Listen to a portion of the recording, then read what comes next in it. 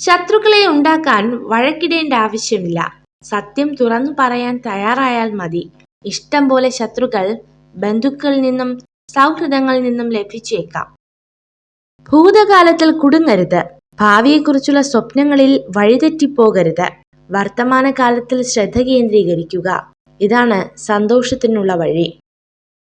വേദനിപ്പിക്കുന്നവർക്ക് നമ്മൾ മറുപടി കൊടുക്കാൻ നിന്നാൽ നമുക്കതിനെ സമയമുണ്ടാകും. അവർക്കുള്ള മറുപടി കാലം കരുതി വച്ചിട്ടുണ്ടാകും. അത് കാണാൻ ക്ഷമയോടെ കാത്തിരിക്കുക.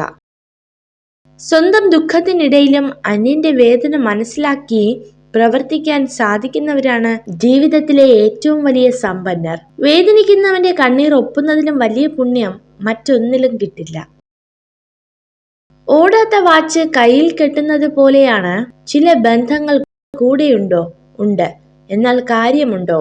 ഇല്ലതാനും.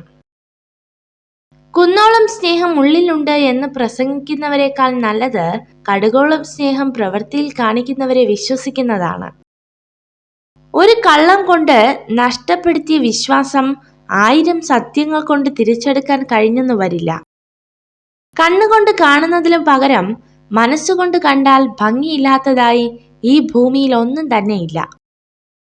നിങ്ങൾക്ക് ശത്രുക്കൾ ഉണ്ടെങ്കിൽ അതിനർത്ഥം നിങ്ങളുടെ ജീവിതത്തിൽ ചില സമയങ്ങളിൽ നിങ്ങൾ എന്തിനോ വേണ്ടി നിലകൊണ്ടു എന്നതാണ്. മരണം കൊണ്ട് പോകാത്തതായി ഒന്നേയുള്ളൂ ഈ ഭൂമിയിൽ. അത് നാം മറ്റുള്ളവർക്ക് നൽകിയ സ്നേഹവും ഒരു പിടി നല്ല ഓർമ്മകളുമാണ്. ആരെയും സംസാരിക്കാൻ വേണ്ടി നിർബന്ധിക്കരുത്. ഇഷ്ടമുള്ളവർ നമ്മുടെ കൂടെ കാണും. ഇല്ലാത്തവർ പോകേണ്ടവരാണ്. പിടിച്ചു വാങ്ങുന്ന ഒന്നിനും വില കാണില്ല.